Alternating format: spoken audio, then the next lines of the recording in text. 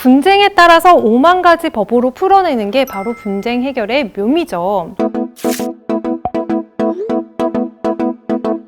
안녕하세요. 한국소비자원 차장 장승희 변호사입니다. 안녕하세요. 한국소비자원 과장 권재현 인사드립니다. 정말 할 말 많죠? 이게 코로나19가 확산되면서 관련 사건도 정말 많이 증가한 것 같아요. 맞습니다. 특히 사회적 거리두기 조치가 최근에는 강화되기도 하고 완화되기도 하는데요. 특히 강화되는 시점에는 정말 헬스장 품목으로 많이 사건이 접수가 되는 것 같아요. 사실 코로나 이전에도 헬스장은 정말 많이 접수되는 품목 중에 하나였죠. 계약 해지 건으로 정말 많은 사건이 접수가 되고 있는데요. 헬스장 계약의 경우 3개월 이상의 계속 거래의 형태를 띠기 때문에 3개월, 요즘에는 3개월도 많이 짧죠. 최근에는 열의 넷 정도는 1년 단위로 계약을 많이 체결하시더라고요. 아무래도 계약을 1년 단위로 체결을 해야 좀 더 많은 할인이 들어가기 때문에 1년 단위로 대부분 체결을 하시는 것으로 나타났고, 계약을 해지할 때 환급금이나 위약금 분쟁이 많이 발생하고 있습니다. 그렇죠. 이렇게 위약금이랑 환급금 분쟁이 많아지다 보니까 헬스장 사장님들께서도 소비자 분쟁 해결 기준을 많이들 알고 계시는 것 같아요. 소비자 분쟁 해결 기준에서는 총 이용 대금에서 지금까지 이용한 대금을 빼고 위약금 10%는 해지의 귀책 사유가 있는 당사자가 그렇게 부담하도록 하고 있습니다. 간단하네요. 간단해 보이죠? 결코 간단하지 않습니다. 한 땀 한 땀 분쟁의 소지가 끼어 있어요. 맞습니다. 아무래도 계약서를 작성하다 보니까 그 계약서 내용을 정말 한 글자 한 글자 따져보지 않으면 자칫 큰 분쟁으로 이어질 수가 있기 때문에 저희가 계약서를 잘 해석을 해서 분쟁이 커지지 않도록 하는 거죠. 도대체 누구의 책임인지, 누구 책임인지? 귀책 사유가 어디에 있는지 이런 게 너무 어려운 것 같습니다. 맞습니다. 뭐 헬스장이 폐업을 해서 아니면은 헬스장에 물이 새서 운동기구에 문제가 있어서 고객이 다친 경우, 이런 경우에는 그래도 헬스장 측의 과실이 좀 비교적 명백하겠죠? 헬스장 귀책이 아니라 또 이런 경우도 있을 것 같아요. 새 건물에 헬스장이 2층에 들어왔는데 며칠 다니다 보니까 1층에 치킨집이 생긴 거예요. 원래 가려던 헬스장은 안 가고 치킨집만 드나드는 거죠. 나 자신을 이기지 못하는 거. 잠깐만. 이거는 너무 예시가 너무 디테일해. 이거는 본인 얘기 아닙니까? 네, 그냥 넘어가 주시고요. 예. 치킨 냄새. 그래, 네. 인정. 네네.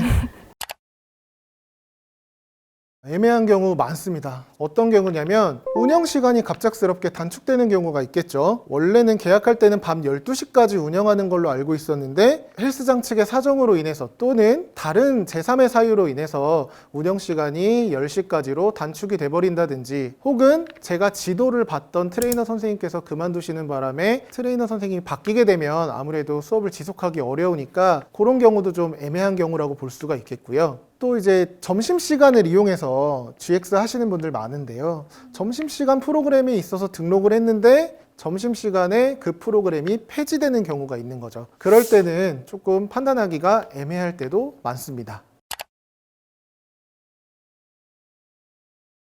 그렇게 애매한 경우에는 저희가 한 가지 사유만 딱 놓고 판단하진 않아요. 좀 종합적으로 고려를 해서 판단을 합니다. 아까 권 과장님께서 말씀하셨던 운영시간 단축, 그 사례를 놓고 한번 판단을 해볼게요. 만약에 헬스장이 고객이랑 운영시간을 10시까지라고 이렇게 명시해서 계약을 체결했다고 생각을 한번 해봐요. 근데 고객이 열심히 헬스를 하고 있었는데 그 헬스장이 입점한 건물, 그 건물의 운영시간이 8시로 단축이 되면서 그 헬스장도 동시에 8시로 단축이 된 거예요. 그런 경우에 헬스장 사장님은 이렇게 생각하실 수 있죠. 아니, 이거는 건물의 운영시간이 단축된 거니까 내 잘못은 아니야. 귀책 사유가 나에겐 없어. 이렇게 생각하실 수 있겠지만 고객 입장에서 생각해보면 더 억울할 수 있겠죠. 그러게요. 그렇죠. 이런 경우에 소비자분쟁조정위원회에서는 이거는 사업자의 귀책 사유야. 이렇게 판단을 한 사례가 있습니다. 제가 앞서서 GX 프로그램도 잠깐 말씀을 드렸는데요. GX 프로그램 같은 경우는 헬스장 이용 계약에 서비스로 포함되는 경우가 있고, 또는 GX 프로그램만 별도로 계약을 체결하는 경우로 나뉠 것 같아요. 그런데 소비자가 이 GX를 해지한다고 했을 때 사장님 입장에서는 이 헬스장, 이 GX 프로그램은 헬스장 이용 계약에 포함되어 있는 서비스 개념이기 때문에 GX를 안 하더라도 이 헬스장은 이용을 할 수가 있다 라고 주장을 하시는 거고, 그렇기 때문에 이 사건의 귀책 사유는 소비자에게 있다 라고 주장을 하시는 거고요. 반대로 소비자 입장에서는 무슨 소리냐, 나는 GX 프로그램만 꾸준히 이용을 해왔고 계약을 체결할 당시에는 그러한 설명을 듣지 못했다 라고 주장을 하시는데, 여기서 문제가 뭐냐, 이 두 분 모두 그 당시의 정황을 입증할 만한 자료를 갖고 있지 않다는 겁니다. 이런 경우에는 담당 조정관들은 당사자 모두에게 위약금을 물리지 않는 방법도 생각해 볼 수 있을 것 같습니다. 분쟁 해결의 묘네요. 그렇죠. 묘미. 분쟁 해결의 묘. 무덤 말고.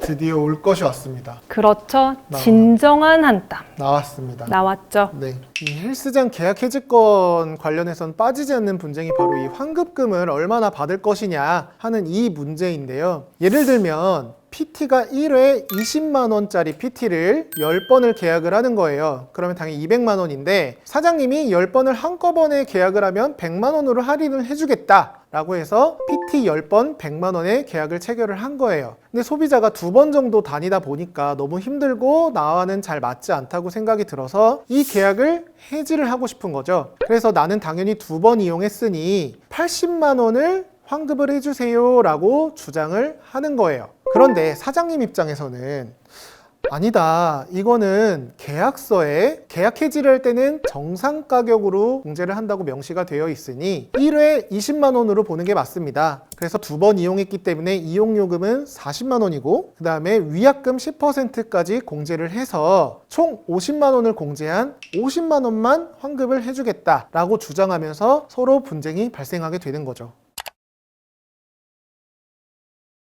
먼저 이런 경우에는 계약서를 먼저 잘 살펴보셔야 돼요. 근데 계약서 요즘 사장님들께서 좀 잘 쓰고 계시는 것 같기는 해요. 환급 기준이 좀 명확하게 들어있고 그리고 그 환급 기준에 대해서 설명도 좀 잘 하고 계세요. 근데 그 환급 기준이라는 것이 좀 소비자 분쟁 해결 기준이랑은 조금 차이가 있다 보니까 실제 분쟁이 발생했을 때 다툼과 해석의 여지가 많이 있는 것 같아요. 일단 소비자 분쟁 조정위원회에서는 정상 가격을 기준으로 이용 대금을 산정하는 것이 아니라 실제 납부한 대금을 기준으로 이용 대금을 산정하고 있습니다. 아까 사례로 돌아가 보면 10번 100만 원이라고 하셨잖아요. 그럼 1회에 10만 원이죠. 그쵸, 10만 원이죠. 그래서 10만 원으로 계산을 하게 됩니다. 아까 정상 가격인 20만 원이 아니라. 저 그럼 질문 하나 했는데요. 전에 제가 진짜 있었던 일인데 아, 죄송합니다. 지금 질문은 안 받고 있습니다. 뭐야, 치킨 한 마리면 되겠어? 2마리? 콜! 양반 후반? 오케이. 전에 헬스장 12개월 끊고 다니다가 사장님이 바뀐 거야. 네. 그때 내가 한 달 다녔나 그랬는데 상호명은 바뀌고 나서 한 달인가 있다가 계약 해지를 하려고 하니까 안 된다고 그러시더라고. 그러면 2달 다니신 거 아니에요? 2달. 뭐 과장님 치고는 많이 다녔네요. 그래도 2달 중에 한 2번은 나갔어.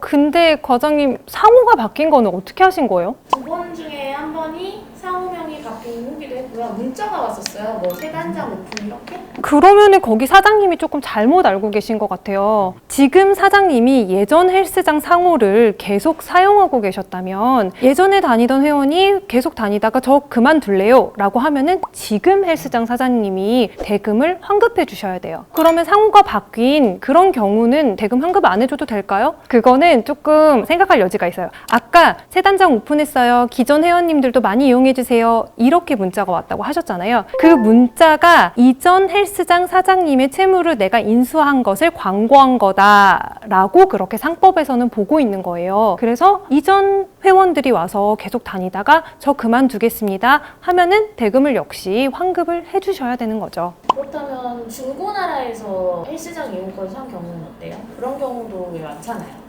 선배님 또 하시게요? 아니. 궁금해서 순수한 호기심. 일단은 관련 법에서 양도 양수를 못하게는 할 수는 없어요. 원칙적으로는 하게끔 하게 되어 있어요. 근데 다만 그 양수받는 사람이 회원 자격이 없는 경우에는 헬스장 사장님께서 안 된다라고 말씀하실 수 있어요. 근데 그것도 미리 약관에서 정해야 되지 막 양도하는데 가가지고 갑자기 갑자기 막 회원 자격이 없으십니다. 이렇게는 말씀하실 수가 없겠죠. 그리고 양도비 받는 경우 많이 있으시잖아요. 그 경우에 받으실 수는 있지만 실비로 받아라 이렇게 정하고 있습니다. 그리고 네가 양도를 받았으니 네가 다니든 안 다니든 이건 해지할 수 없어 이렇게 말씀하시는 분들이 있는데 그건 안 됩니다. 관련법에서 금하고 있어요. 그렇죠. 아까 보셨겠지만 양도, 양수 관련해서는 여러 가지 좀 법률이 복잡하게 얽혀 있어서 이해하기 어려운 점들도 있으실 것 같아요. 하지만 사장님들께서 이러한 법률을 잘 알고 계셔야 좀 불필요한 분쟁의 소지를 줄일 수 있을 것 같아요. 근데 제가 이 정도 설명했으면 치킨 2마리는 제 거 아닙니까?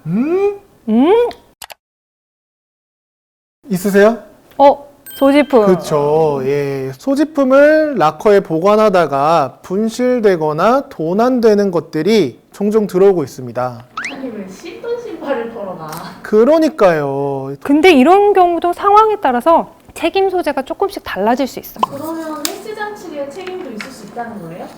그쵸. 경우에 따라서는요. 일단은 상법에서는 그 고객이 신발을 헬스장에 맡겼냐, 맡기지 않았느냐에 따라서 입증 책임이 달라져요.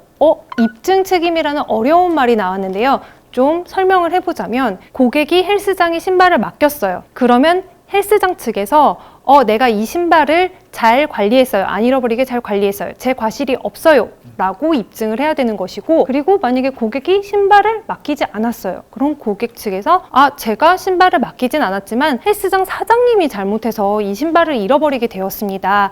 라고 입증을 하셔야 되는 거예요. 근데 요즘 그 매일매일 바뀌는 신발 사물함 혹시 들어보셨어요?